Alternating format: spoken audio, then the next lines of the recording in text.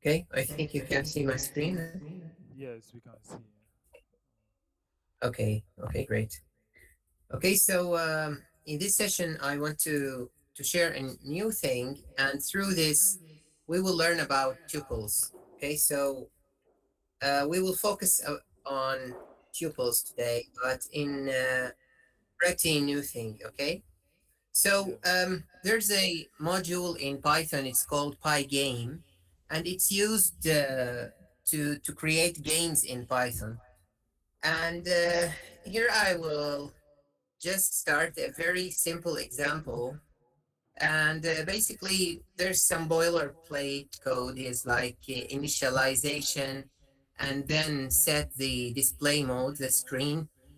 Here you can see this is the width and this is the height. And this is the caption of my game. And if I have started my game here, it's called simple.py. You can see that it started and just exited very fast. So I will try just to make it uh, steady here. And now I will have only 1 minute just to set up everything because I have prepared the full example. So let me start it. I will show you all the parts now, and then we will break it down. So let's start here. This is so simple. Example, you would see. Okay, it's here. I hope it's here. Yeah. Oh, where is it?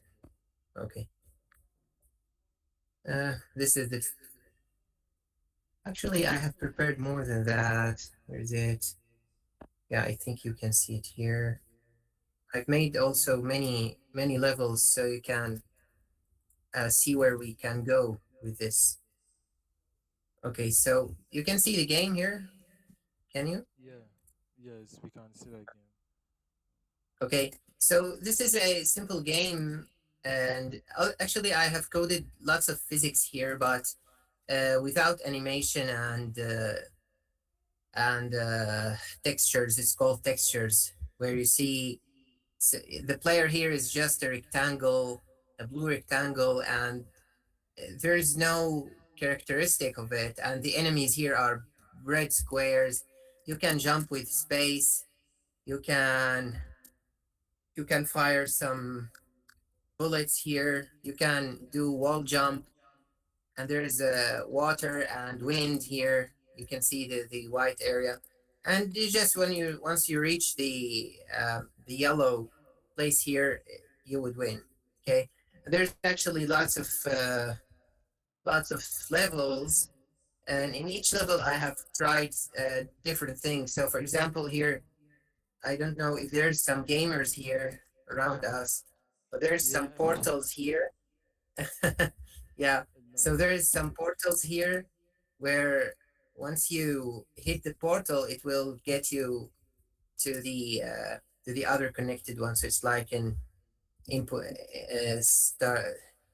I'd say it's A and B. Let's say pairs. Okay. So let's. Okay, the enemies are killing me here. Okay. Anyway, let's not waste much time on this. Okay. So look at this portal. When I get here, it gets me there. And I get here, it gets me there. I've also coded some, you can carry objects and you can throw them like this. Okay, anyway, so this is all in Python. And I've tried to make it like educational Git tree here. So you can see any feature you want to read about, you can just go and try to figure out what's going on there. But I will start this from scratch just to introduce some concepts here. So Okay. in any game, there is 3 steps in code, okay? And those steps are running in a while loop. So if you can see this code, there is basically this variable running, and it's start by setting it to true. Then I will go in a while loop. It's endless, basically, unless you want to exit the game. So the first step in games is to check events. Is there any key pressed from the user? So you should respond to it. And then you update the physics and we'll see what physics is there. And then you draw the whole changes so the player can see what's happening. And basically, everything here is just the basics, just the basic of Python. So you can see here we have a while loop. This is a function, event handling. And let me show you what event handling is actually on. So here there's a function to get all events from the latest check. And for each event, we are just checking if this event type is quit, then we just set running to false. And if this type is key down, so you have pressed some key, so I will check this key. Is this key equal to Q or escape? Then also I will check set running to false. And here, just if you press space, then I will change the velocity on the y-axis, so you can simulate jump. So if I Hello, just Mustafa. yeah Yeah, so what you mean is whenever the game detects a quit button pressed, it should set the yeah running to false. And then if we also press K or Q, it should also set running to false so that the game will stop. Is that correct? yeah the key down is Key a down. general thing. So any Okay. any button you press, it will it will generate this type of if event. So the type of event is key down, and the key is either Q or escape. So let's make it simple, and I will just make it like this. Simple if statement, and I will remove this. So now you can see here, for each event in the result of this, we'll check the event type. If it's key down and key is escape, then running is equal to false. And we can make it even simpler by calling exit function. And then the event handling will be so simple that we can just put it underneath here without getting the function actually. So now it's while true, do the event handling, and event handling is to get all the events. And if the type of event is key down and the key is escape, then exit the game. So this is basically what event handling is. Now let's have a look on draw function. And to make this so simple for you, I will start by omitting the event handling and the physics, and we'll just fill the screen here, and you will see what is this all about. So now basically our code is just this three lines for setup. So let's copy this to the simple version. So this is it. And then we are filling the screen with color, and then update the screen and put this in a while loop. Because if you didn't put this in a while loop, it will exit. Okay, so this is basically the code. And also I will remove comments so you can see it's more shorter. Okay, so this is our first game, or let's say the first step in a game. So I initialized by game, and then I'm set the mode of the screen. You will see in a short while what is this effect is. So look at that. Now this is our game. You can see here the caption, it's my game, and the screen is filled with blue. And you can see that I've got an error message because it's not responding. Why it's not responding? Because there's no event handling here. So whatever I do, the operating system will think that it's not responding, but actually I don't have any event handling here. So now let's see, what is this? We said we want to do some tuple thing. Let's see here. Lana session, Pygame session. Hmm. So here I have changed a variable. It's a string, and it's passed to a function called setCaption. Let's see what's the effect of this. So here you can see this is the title of the screen, okay? So this is what caption is. Now let's see what will happen if we change this. You can see this. This is a special data structure, let's say, in Python. It's like a combination of several variables in a one object, okay? So I can see here, I will make it like this. I will set it screen dimensions, and then I will pass it to the set mode. So let's focus on this screen dimensions. This is what's called tuple, okay? Yes, we So already know that, right? yeah, you already should know it because this is it's just bunch of numbers. It's not a list because we don't append to it. We don't put many things into it. It's just a constant size, let's say, collection of variables, and they should not. It's not a must to be in the same type or the same numbers, of course, or whatever. So screen dimension, it's the width and the height. So if I have set this to very like narrow width, you would see it will affect the width of the game here. So it's so narrow here because I've set it like 80 pixel, 80 dots on the screen. So this number has a meaning. It's not just a number. It will be treated inside the function as the width of the screen, and this would be treated as the height of the screen. So if I've changed this also, you would see it now. It's wide and very short in the height.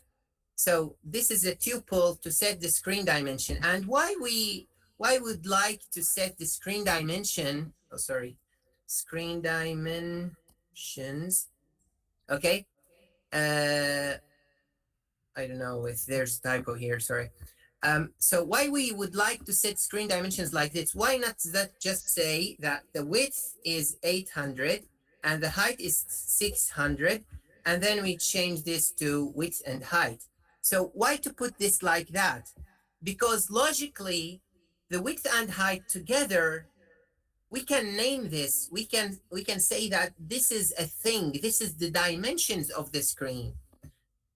So if we would like to pass width and height separately, we can do that basically uh, by just make the function take in two variables instead of one. But because this is a meaningful collection, we put them together. So this is why tuples exist, because width and height together have let's say, a special meaning. This is the Special meaning. dimension. Okay. Now let's jump to the other tuple here. You can see here, after I have set this mode, I got a variable called screen, and this screen have several functions. That's actually an object, and have a function called fill. So you fill it with color.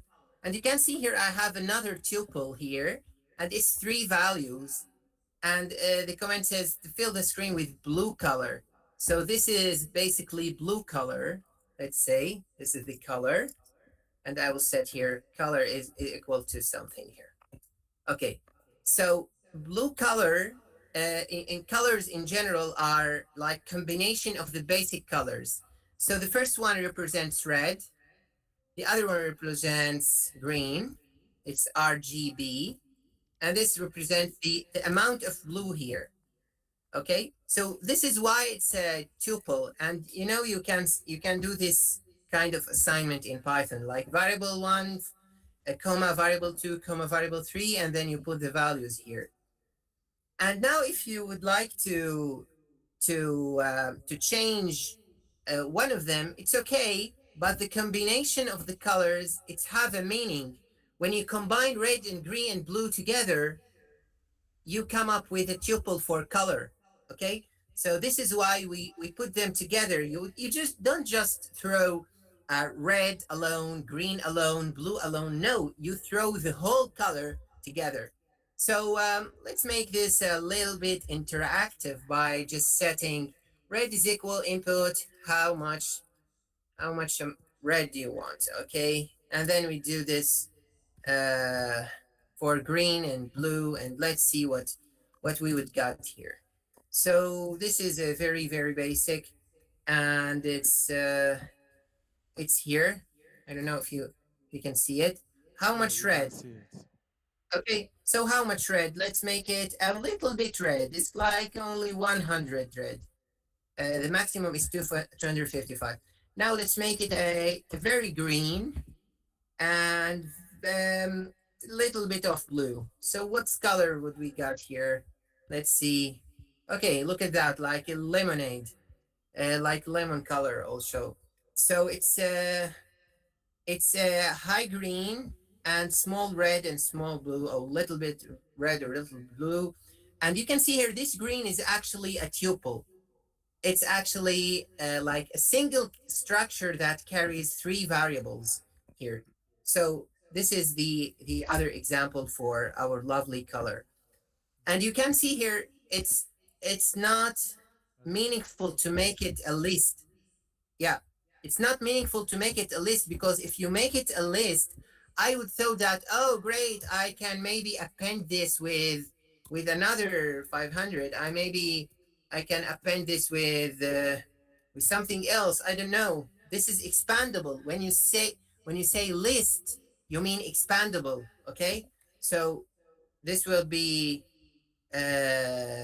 nonsense for the function, because it will not get all the variables. It's not expandable from the point of view of the function. Okay. Yes. Okay. Anyway, So, Mustafa, if yeah, if we understand what you are saying, you mean tuples are very useful if we have individual collection that are making up a single meaning. Then we should group it together instead of representing exactly, them individually. exactly, Okay. exactly. Okay. Yeah. Okay. So now let's make this shorter in order to introduce new concepts. And now here I will just remove this and that, and hopefully this would not be screwed up. So here's our color, here's our screen dimensions. So let's get another thing from here. And I have in Pygame a function for drawing a rectangle. So, rectangle is a geometrical object. And after filling this screen with a certain color, I would like to draw on this screen. So this is the first variable. And you can see here, the other parameter here is, it seems like a color. Okay, so this is the rect color, and I will define it here. Okay, so, and you can see here, this is kind of new concept.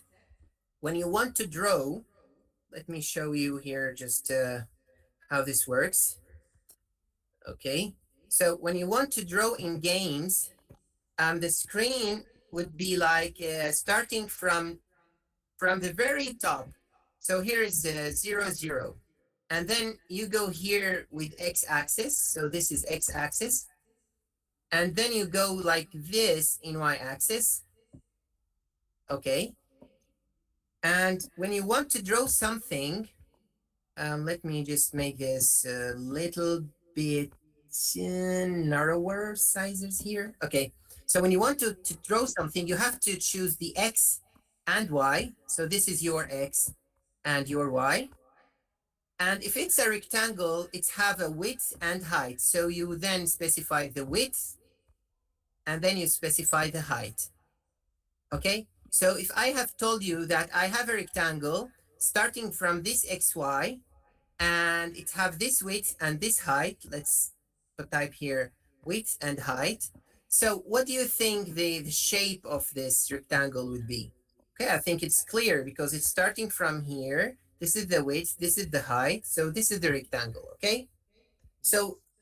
you can see now that x and y and w and h, the width and height, are a meaningful combination of variables. So this is a perfect other example for tuple.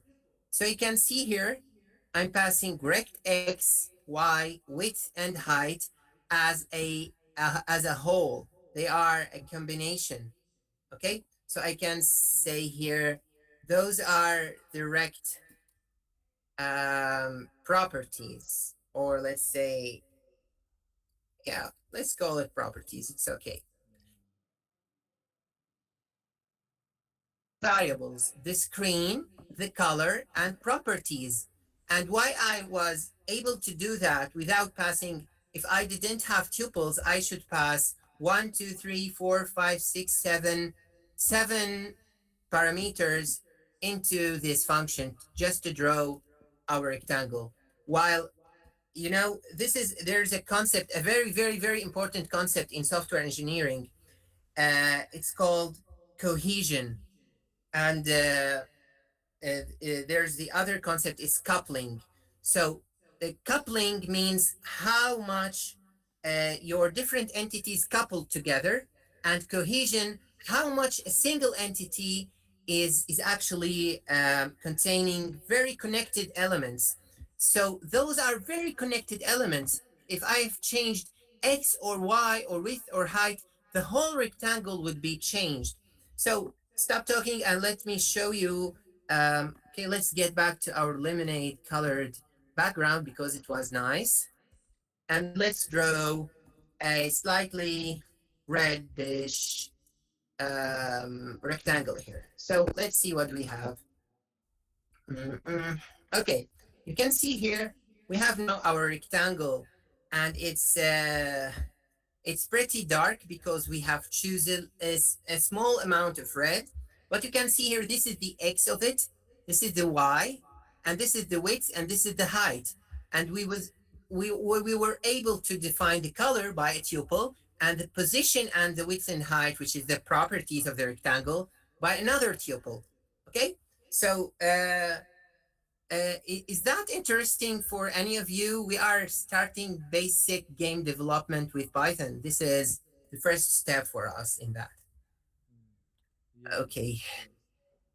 Yeah, and Very actually, grounded. you could make an infinite amount of responsive graphical user interfaces. It's not actually only for games. You can make physics simulations. You can make painting application. You can make whatever you want with this. Just drawing rectangles and circles in a pretty way, and then it will become a very good application.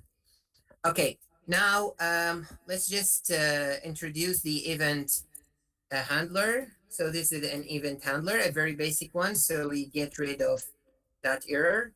So look how I'm defining that. This is the event handler, and my autocomplete just written it. For each event in this, if the type is quit, then just quit and the exits. Thank you, autocomplete. Then let's see here what we have.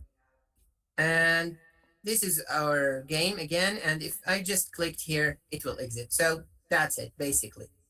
And now let me show you um, a very simple example. And actually, to be honest, this is the example I wanted to show in the beginning, because my favorite tuple is the position. When you want to position anything in the screen, you just need x and y. So this position is something that is a perfect example for tuple. So now let me show you what I'm going to do. I will draw a circle, but it should follow my mouse position, okay? So let's start. I want to draw a circle. Okay, so this is the radius. Look at that. We have the circle color, it's a tuple. The circle center, it's a tuple. And the circle radius, because you know what is circle? Circle is something have a center and the constant radius, and then you circle around this center. So you need this radius and you need this position, which have an x and y here. So you are defining the center, radius, and the color, and then you pass this to function to draw a circle. Let's see our circle first. And okay, pretty circle. And now if you would like to change the position of this, you only want to change the position of the Hello, Mustafa, are you with us? Hello. Oh, called okay. circle center, and it would be something, let's say, global. Okay. And then in my event handler, I don't only want to check the events of keyboard. I want to check if mouse, I want to get mouse position. Okay. Because this is an event. Whenever I have the mouse button down, so you are clicking your mouse, so you have this mouse, you got the mouse position. Okay. And instead of printing this, I want to make this global variable changed. So I will define here global circle center. And then I would like just to change my circle center to the mouse position. Okay. Is that simple yet? Or I'm getting it. Just whenever I have mouse Yeah. button Okay, down. Mustafa. Please. Let's slow down a bit. Yeah, Let's slow sorry. down a bit. I think things like this, it's very useful. We will be talking more about it, but we will go into the Tikinta route. Okay, so it's things we dig deeper into. But please, uh, yeah, it's Yeah. the same. Yes. Okay, but please, let's take it slow for my people. Okay. Yes. Of course. Yeah. Sorry. Yeah. Let me just make this smaller a little bit. So okay. Um, okay. Let's read this from the beginning. First, I have here initialization of screen. So this is screen initialization. Then I have here special variable, which is a tuple, which is just the Okay. center of a circle. Okay. Yeah. Okay. And Yes. then in my event handler, which is called in each frame, I'm checking every event. If one of those event is a click of a button of a mouse, so it's a mouse button down, then I will get the mouse position. And then this mouse position would be my circle center. Okay. Yeah. Yes. And in each screen, in each frame, I not only get the events, but I do this drawing. And this drawing is just filling the screen with a color and then drawing a circle. So basically, this is what I'm doing in each loop of while loop here. Okay. Okay. So do you mean anytime we tap any place on the screen, we are going to create a new circle there? Okay. We are going to draw a new circle. Okay. Yeah. You can see here on each mouse click. What is an event?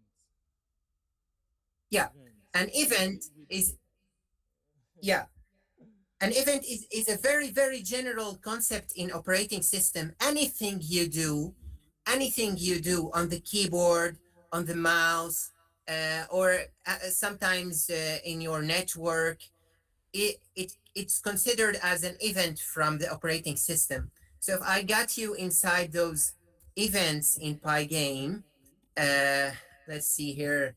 We got some Google Help, Pygame events list. So you would see a massive amount of events that you can get. So let's see what we have. Key down, key up. Any key is pressed down or get up. This is an event. The mouse motion is an event. Mouse button up or down is an event. Joysticks, and if you have resized your window, this is an event. Okay, so any basically any interaction with the screen of your game is an event. So the first thing in games is listening to those events, then interact with them. Okay, Yes. so this is basically what events are. But when I say also you have, for example, you have changed something in your audio, you have the mouse wheel, you have changed the mouse wheel position, you were text editing or input some text, if you have dropped a file, if you have yeah, dragged an item. All of those are considered events. Your window is minimized like this, or you have expanded the window, you have moved the window, you have resized the window. Everything you do with the window is an event. And when you listen to it, you can interact with it. You can change something in the code based on this. Okay. So this is, yeah, I don't know who have asked this question, but it's the very, very important question. And yeah, thank you for asking because this is a whole That concept. was me. Yeah. Yeah, great. Okay. So you can see here quit the game is an event. So when I press quit, I actually quit, but I actually can do whatever I want. Okay, so because if we have learned mouse button down, let's see mouse motion. Okay, let's say mouse motion, and let's change this to the mouse motion and the get position like this. So let's see what we got here. So now whenever I move my mouse, you can see here that I have my circle here. Okay, Okay. it's following the mouse motion. Mm. Yeah, just to chip in a little, I hope you guys remember when we did in the basic course events. Okay, we talked about the general concept on events. Okay, but right now what we are seeing here is an actual Python code that helps us to um, perform event actions. Okay, we can continue. Yes, it's so related to the basic Excuse. course.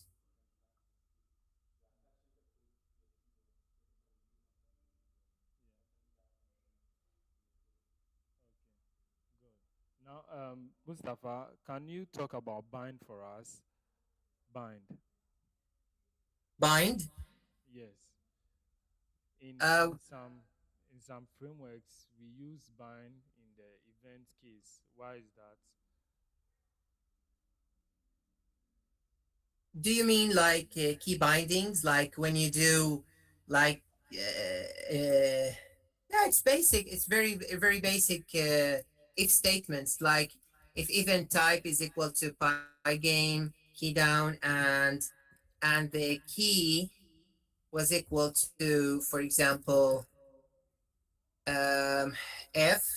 Okay, let's say Mm, so. For example, I will toggle full screen, whatever. So this is a key binding okay. because you are binding key F with full screen. So let's try this. And you can see here if I've pressed F and I'm going full screen, but sounds like I have to put this like small letter. Okay, again. Okay, F. Okay, I've got full screen. You can see it. Yes, yes. Yeah, Very useful. but I don't. Okay, Yeah. very useful. Okay, but if you would like to think about make it configurable, like when you get into game, then you want to change the controls and change the key bindings, then of course you should not hard code this here.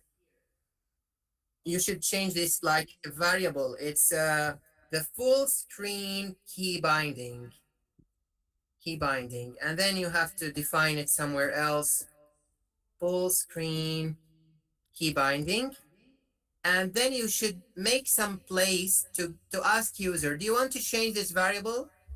And if it's just want to change this variable, then you go with it and change it. And of course we can do this in configuration, or you can store this value in a file and then read it from a file like a database or so. Actually, in game development you would learn lots of concepts by using them. And once you ask such question, okay, I want to do key binding, how to do it, then you would learn lots of things. And yeah, actually, if I've just print this to the screen and exit, I would show you what's the representation of this key. So it's 102. And this 102, of course, I can store it in a file. Like let's create here a file. It's keybindings.json. And then I would say, okay, I want the full screen, and it's say F. Okay, Yeah. and I would toggle screen. You can just add whatever you want. This is an autocomplete key binding here. Toggle full screen, toggle whatever. Uh, and then you can go and read this. You can read this file, and then you parse those. What is this? F? Okay, it's KF. What is this? Control F. Okay, I have control and F. Then you would add here an if statement. So let's see here. Okay, I'll just show you. Control F to toggle full screen. Okay, if event type is key down, and then you can see here, there's something for control. Anyway, so this is two stages. First, to have a configuration here, and then to use this configured values here. This is the actual code, and this is the actual configuration. So I hope I have barely answered the question, Yeah. unless you have some details you can share more. Yeah, I think it's exactly what I want. Like just what it means. An example can be seen when we are using the YouTube application. Sometimes you can press C and then it will bring the Yes, caption for yes, you. Mm, yes. Actually, it's a very just a simple if statement, and then it will be linked to a function call. Okay, yes. so that's it. And because you have asked about that, let's make another object. Just to make this clear. Okay, look what I will do now. I will just make another circle, basically another circle, but this circle would only be shown if I have pressed some button, okay? And how we are going to do it? Okay, so this is just a circle in different space. Uh, okay, just want it to be constant place, like 50, 50. This is the radius. This is the position. This is the radius is 30, and the color is red. Okay, whatever. And you can see here, I have my red circle. It's here. How can I make it only visible if I have clicked some button? Okay, let's see. First, if I have said if I have clicked some button, then I would say if my special button clicked, then do this. Okay, so this is simple if statement. The remaining is how to set the value of this variable. So I will go here and I will just add another event. If event type get down and the event key is, let's say, G, how to say this in Pygame? Pygame K G, I think.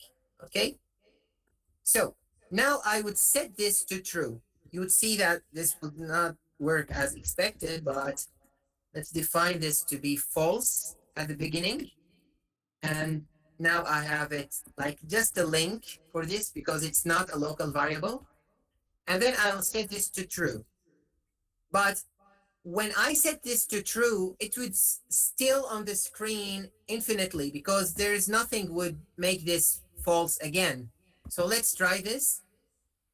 This is my game. And now I'll press G and you can see here the red button, the red circle is there, but it will persist on the screen.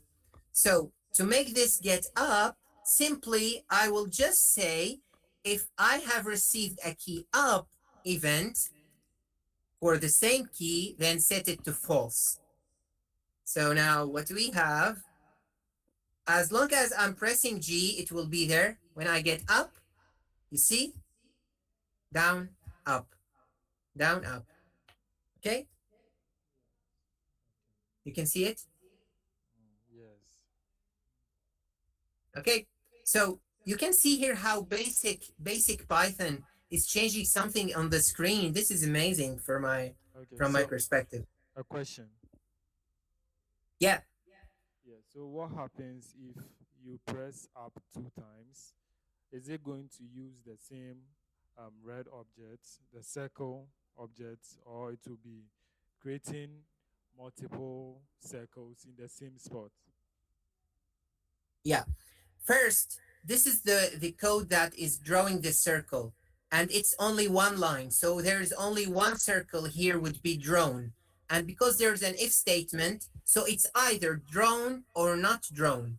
There is no place for any code to make it like many circles. We are not doing here a for loop to do many, because when you say many circles, there must be a for loop, right? And because you have talked about that, I'll show you how to make many circles. So how do you think we are going to make many circles? We are just going to make a for loop, okay? And and because I have here, you can see here I have the position, okay? And I have a radius. I will just make an adjustment for each circle is like slightly uh, beside the other circle, like just this. For I in range, let's say 5 for now, I would just draw not only one circle, now the drawing is inside the for loop.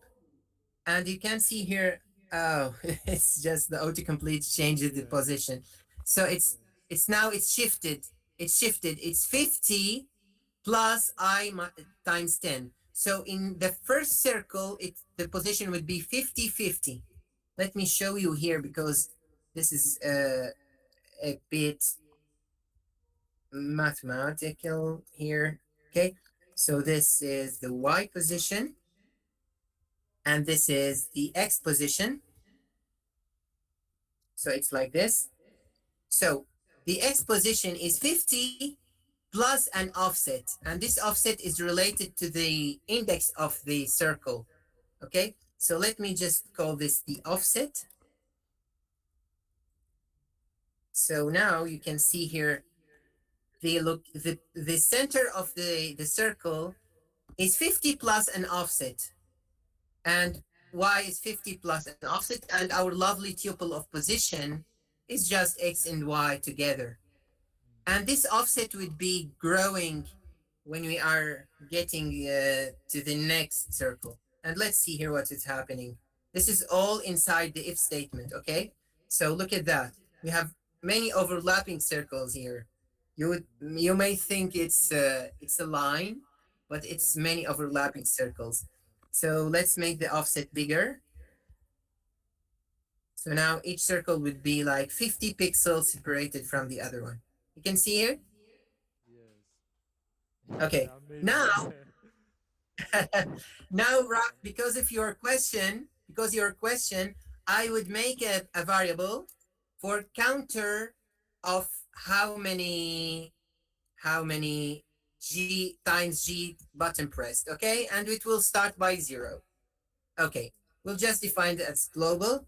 And in each time I will press this button, I'll just increase this by 1, okay? Yeah, okay. Each time you press G, you increase it by 1. And instead of having always 5 circles, you will have now this amount of circles. Okay? Yes. Just to make your imagination happening here. So you can see uh, it. Yeah. First time, second time, third time, fourth time, fifth, sixth, seven, eight, amazing. nine. Amazing. Yeah. Yeah. Yeah. So keep this in mind always. If there is no code to make this thing, then how it could be happening?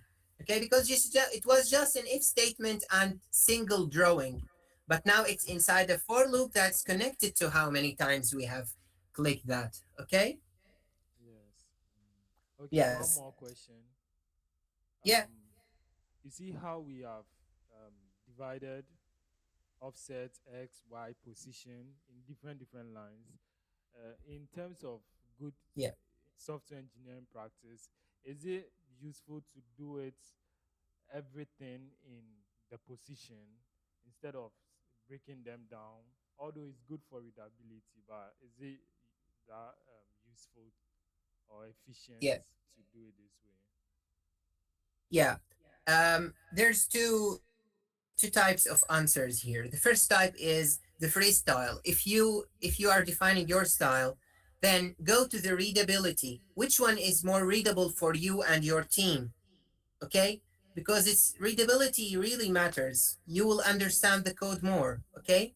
The second answer is going into the standards, because sometimes when you define lots of variables in a function, then it will be like harder to maintain. So maintainability here is less.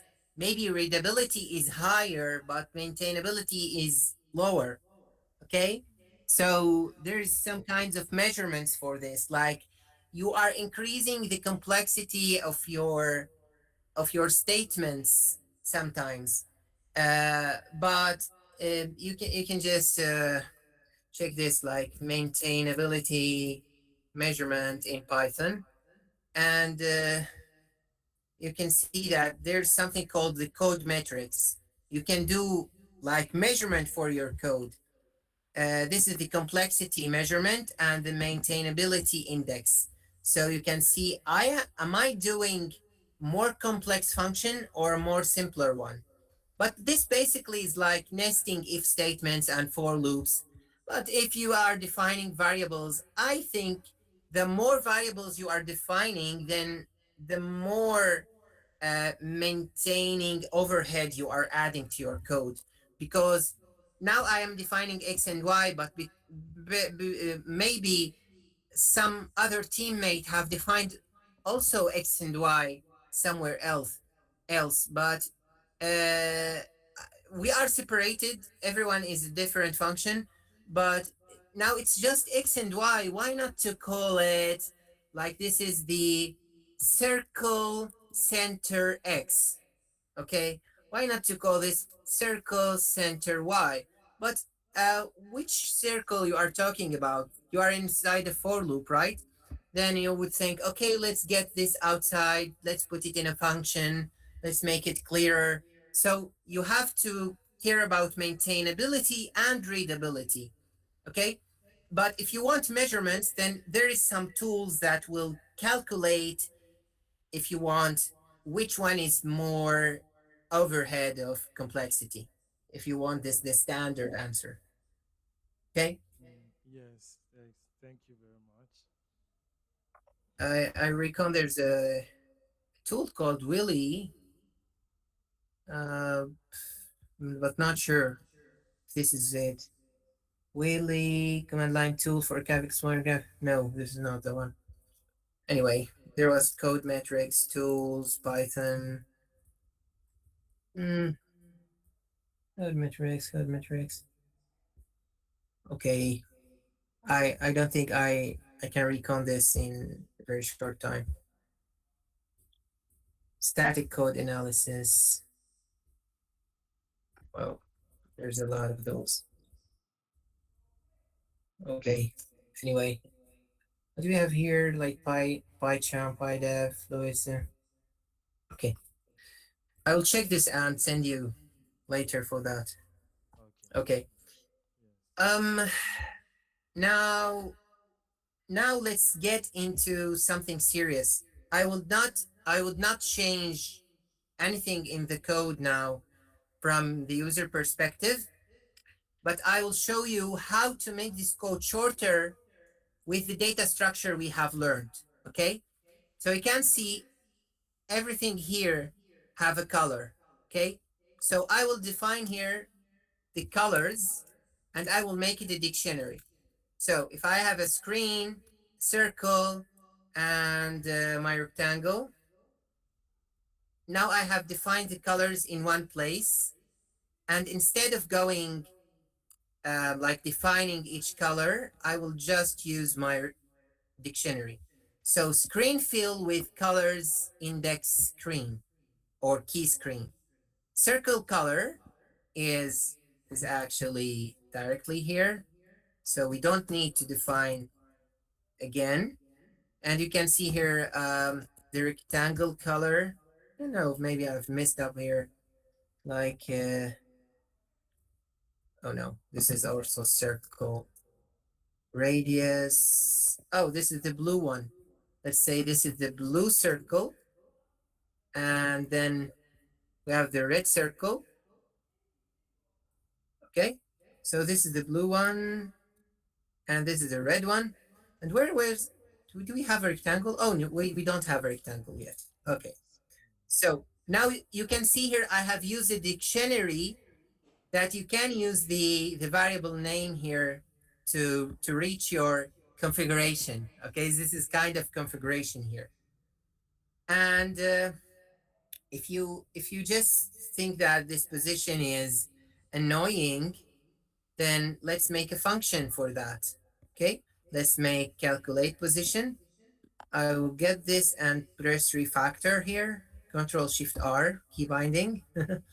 So let's move symbol to, oh, I don't know if I can do this here. Let's do it like very simple.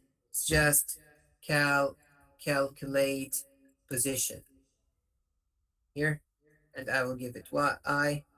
And there's a function for calculate position, and basically it's just this. And then we return position. So look what we have happened. What happened here is just clearing up the main code. So you're filling the screen. You have the screen radius here, and then you have another radius. Let's make a dictionary for circle radius. Okay. So this is circles radius, and it's a dictionary. So let's go with blue circle and red circle. And let's change this for the dictionary value. Now you can see how dictionaries are helping us defining things up on the code. So we can reach the blue circle radius by name. Like I want circle radius for blue circle. You can see it. It's Yes. pretty here for a dictionary use. And now you can see here I have a circle and I have my if statement and for loop here. So the code is a little bit here clearer, I think. And now this is the event handler. Those are our dictionaries. Let's just try to test the code again. Oh, we have changed some colors anyway. Change the background. Yeah, maybe yeah, it was the screen colors was like lemonade, lemon. Okay. Okay. So now what I want to do here is instead of going into for loop, and now you can see something very powerful in game development. Instead of going into for loop for this circle, and this circle is alone, and if I like to make a rectangle somewhere else, I have to define it in the drawing function again here. So I don't create any object, I'm just drawing. So I can't control those easily because all the code of drawing is here. But instead of doing that, look what I will going to do. I'm going to define this object before, and then I will only loop through objects here. So the code will look like this. For it's just a pseudocode, okay? For all objects, draw them, okay? So it will just be like that. So it's just for loop and then single draw function here. So how can we do this? Actually, instead of drawing, as I said, let's define a circle. And now I will show you that you can use dictionaries instead of classes. This is something fascinating, actually. Or you can use tuples instead of classes. Do you know that? So Um, you have here, I have all the variables. So this is my circle, and I'm defining everything inside the tuple. And this is my rectangle, defining this.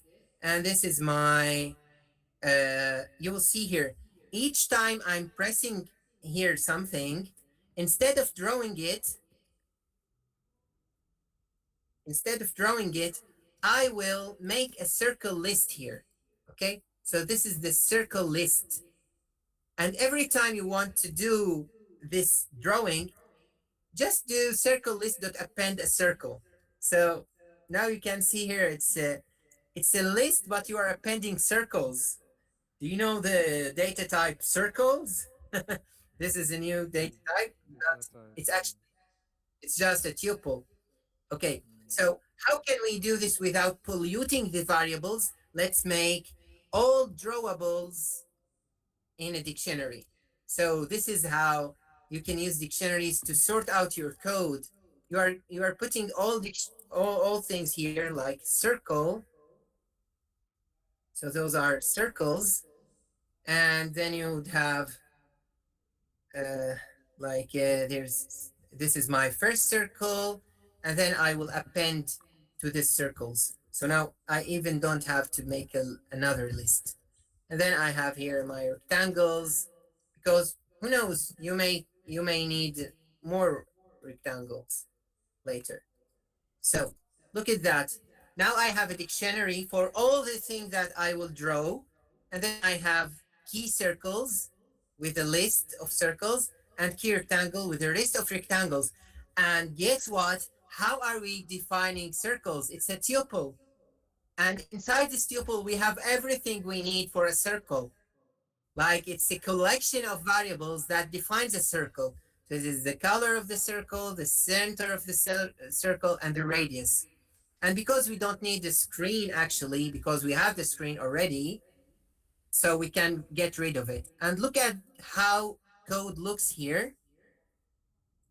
It's just for every drawable in circles, I want to use this function. And for every drawable in rectangle, I want to use this function.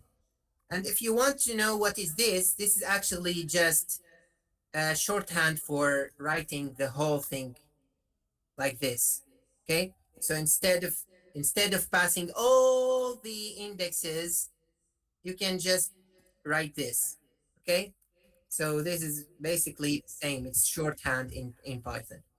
So now you this is very clean. I don't care how many circles you have. I am just a drawing function.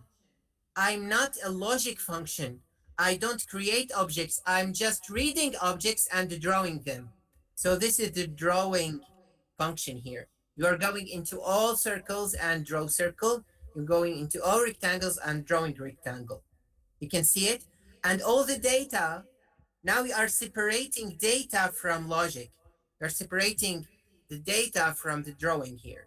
You can see it's pretty neat for a software engineering perspective. Look at that. You have the drawables here, and then you have this logic, which is constant. You would not change this logic if you want to add a new circle. You will not touch this for loop later if you want to add a function. Okay? Oh, yes.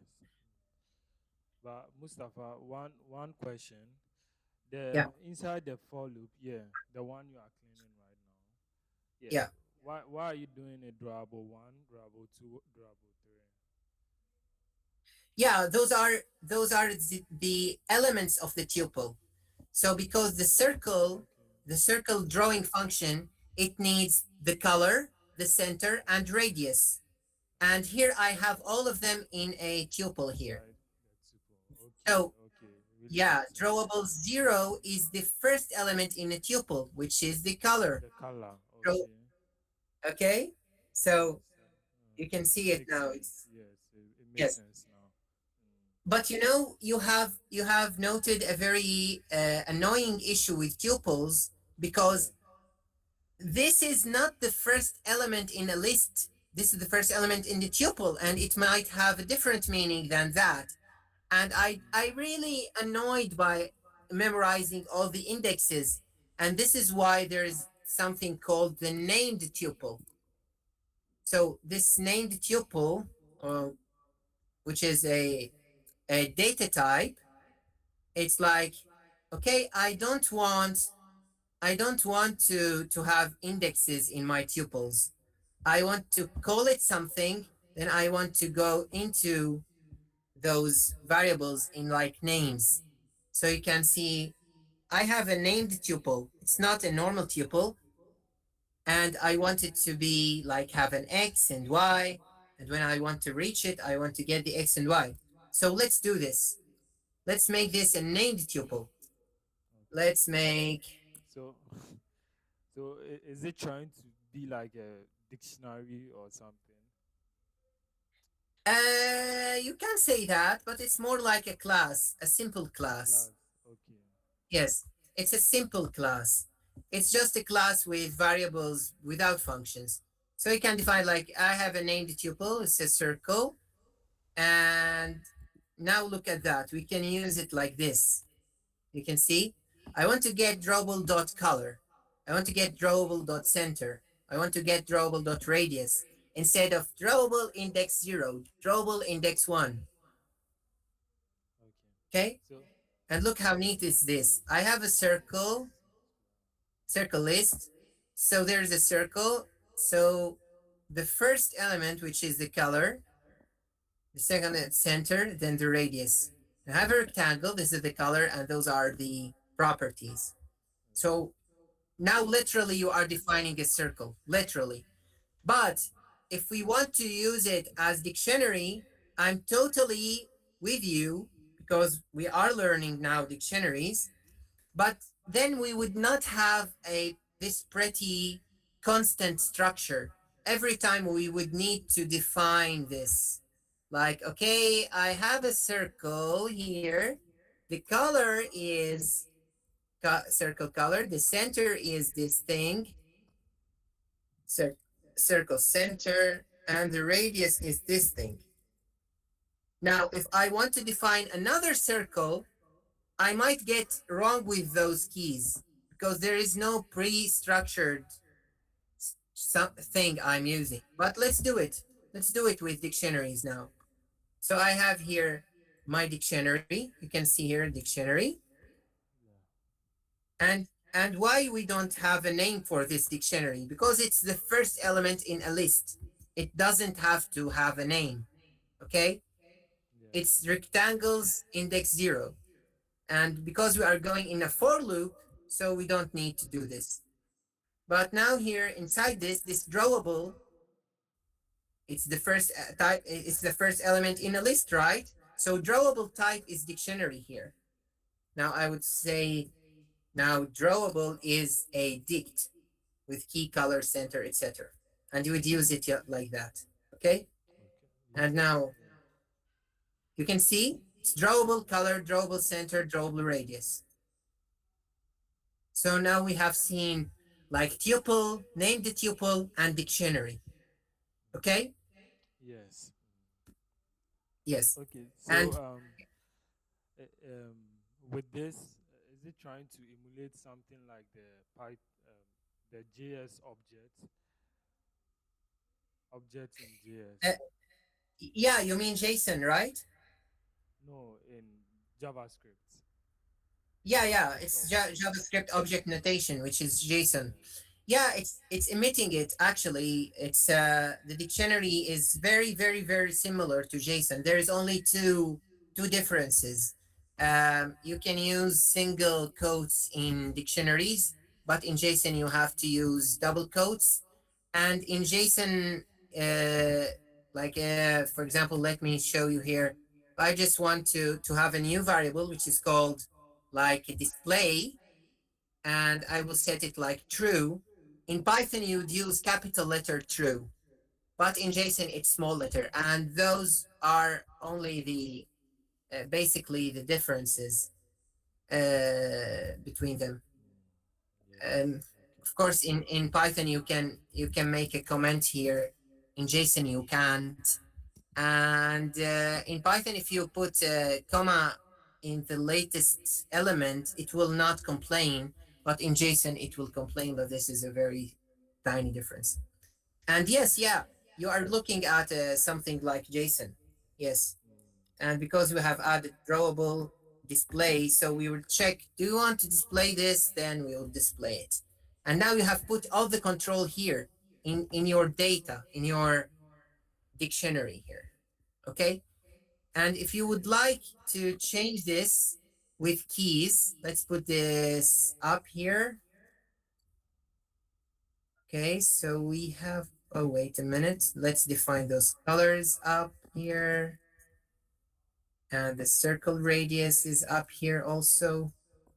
Now I think we don't need to put this in a separate dictionary because we are using it actually inside the dictionary. So all the data is here. But what I want you to see here is after each time you press this button, now you will see a very neat Python code because I am going to remove this button, remove this counter, and instead of it, I will add all of my drawables dictionary. And now you have the full control on drawables dictionary inside your events. So I'm going to look at that. I'm going into my circles, and it's a list. You remember? It's a list. Circles is a list. And now I will append a object. I will append a dictionary here. Look at that. Every time you press key down, the key G, I will append an element to the list. And guess what? This element, once it appended, it will be drawn here because this for loop is going over and over.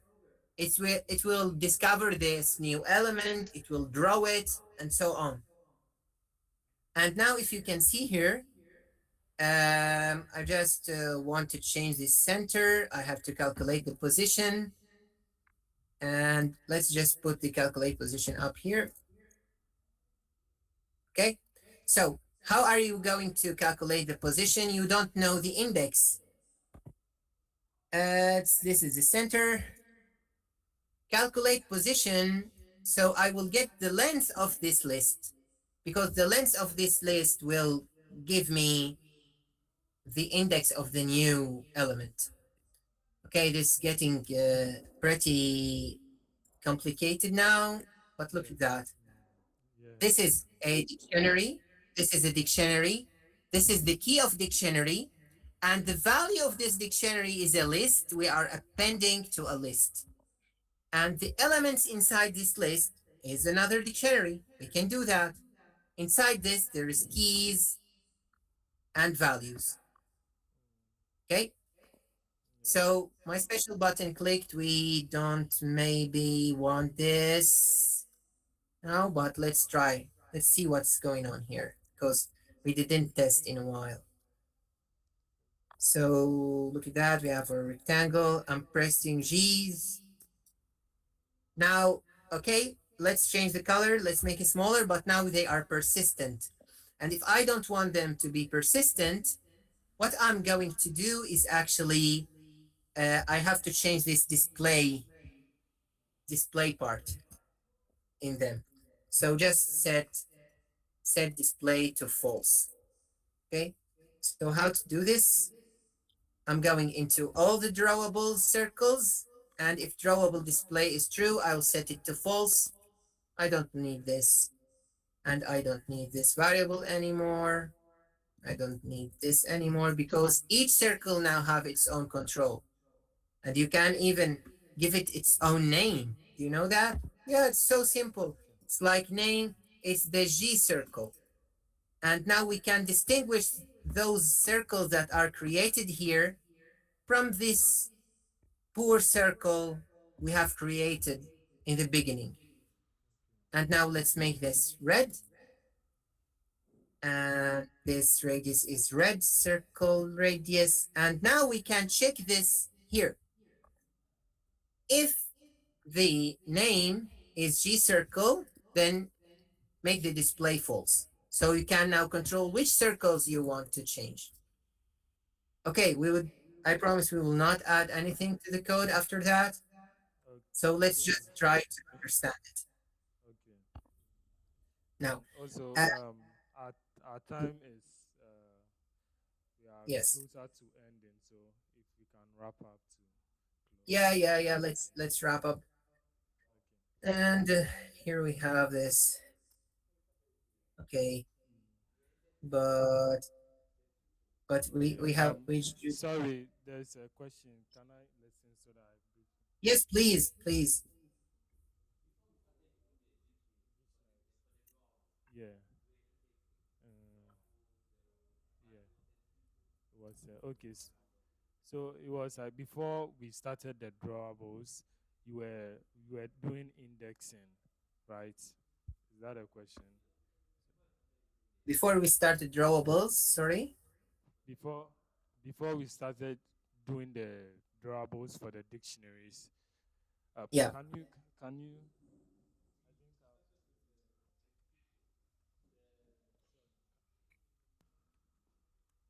So we were using a tuple for the drawables earlier. Before Ralph suggested we try a dictionary. the Yes. dictionary? Yeah. And when we were using the tuple, we were indexing Indexing. Why? drawable zero, Okay. one, yes. Okay. I But think. I think with the structures, tuples are not does not Yeah. allow indexing. I think I asked why, and the response it was inside the tuple there was There a was a list. list. Okay. All right. Yeah, it was a list. Oh, Mustafa, am I right? Yeah. Yeah. Is it solved? Is the issue solved? Yes. Yes. So Great. a, a tuple in a Yeah, but list in a dictionary. Too there's too many nesting going on.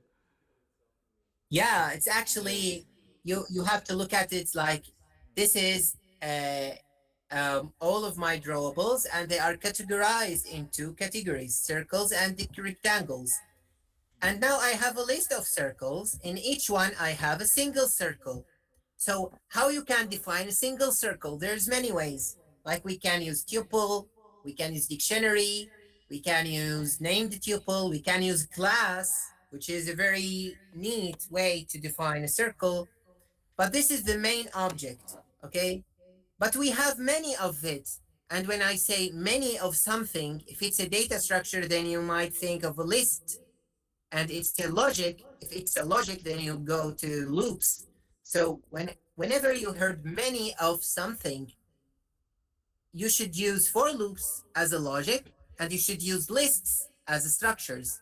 So I have many circles, many rectangles. Then I go into like this circles and this rectangles as a list.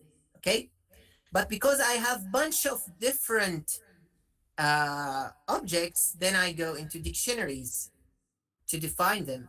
And of course, you can use tuple here. Like I have drawables tuple. The first element is circles list. The second element is rectangles list. But you will lose this key here if you use tuple.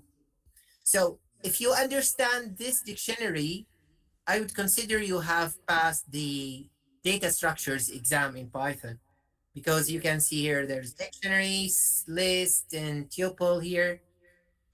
And actually, Out of this is an object of a class also. This Yes. the rectangle here is it's like it's not actual rectangle.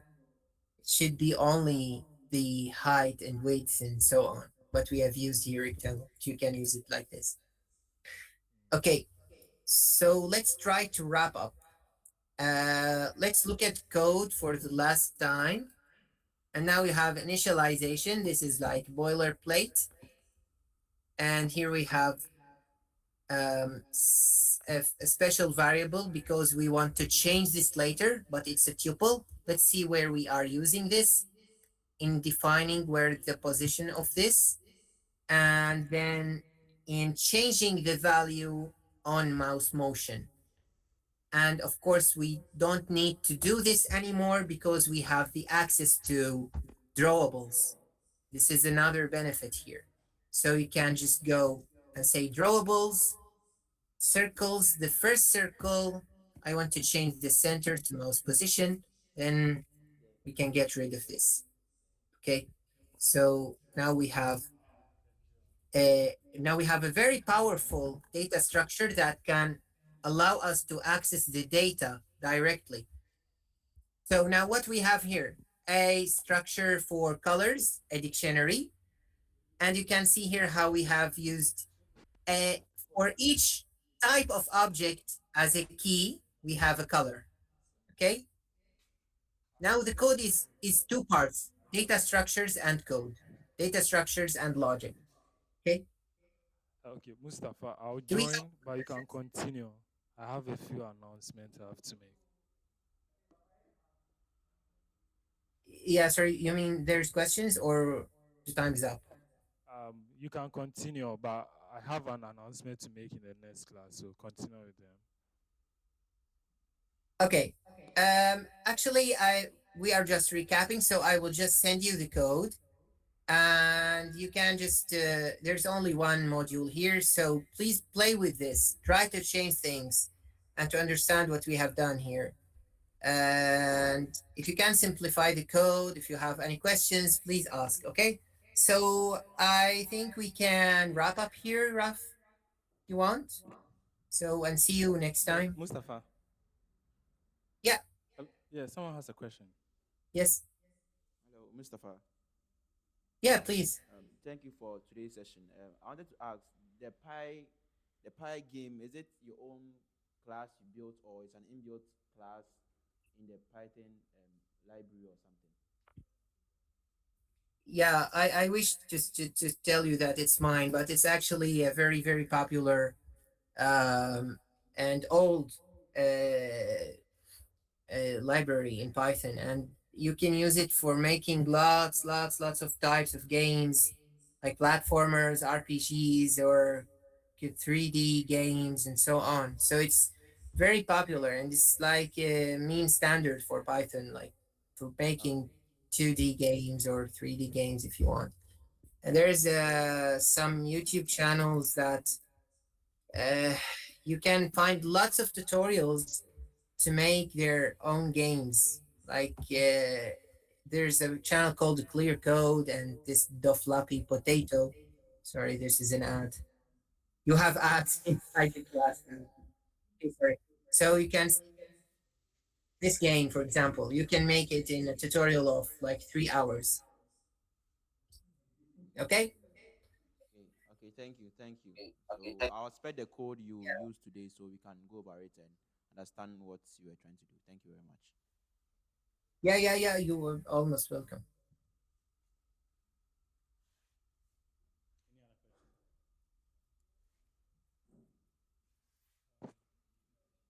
Okay, Hello. we can wrap up here, Ralph. Sure. Or any questions? Mustafa, Please ask. there's another Yes. question. Yes, please. Hello. Please, I wanted to ask if you need to install any other extensions to the Python in order to use the Py game, or you can use it with just the normal Python to play the game, to write the code Yeah, in the game. normal Python. Yeah, just normal Python. Just go for it. It's like pip install pygame and you're up. Okay? It's like this. Just pip install pygame and everything will be fine. Okay. Okay. Thank you. Yeah. I hope you got interested with this because once you are motivated to do programming, you will learn a lot. Yeah. So, Mustafa, there are no Yeah, further questions, so maybe we yes, can please. continue in the next session. Is there going to be another section? Sorry? Is there another session for the next Yes, of for course. Of course. If you have find this motivated, then we can learn Python through Pygames. Like it's a tool for learning for us. so there are no more questions, so I think we can close the Yeah. other class. I wish if there's any more questions, but okay, let's chat on WhatsApp. I will send you rough everything. All right. So see you next time. All right. Bye. Okay, bye. Bye. To answer your question, I think you wanted to know why he was indexing the variable. As you said earlier, tuples, yeah, but for tuples themselves, they can actually be indexed. Yeah. I think what you meant was the immutability of tuples. So earlier you mentioned not being able to do dot append on a tuple, right? You have width and height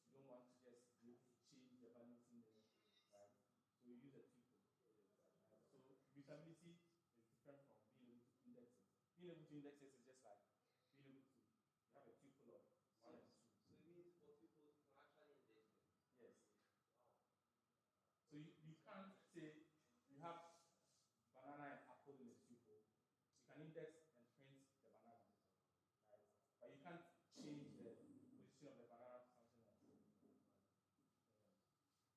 But you can't change the value. You can't change the No. value. No. So the values are not, they are immutable. Unlike this, that immutable. So you can call the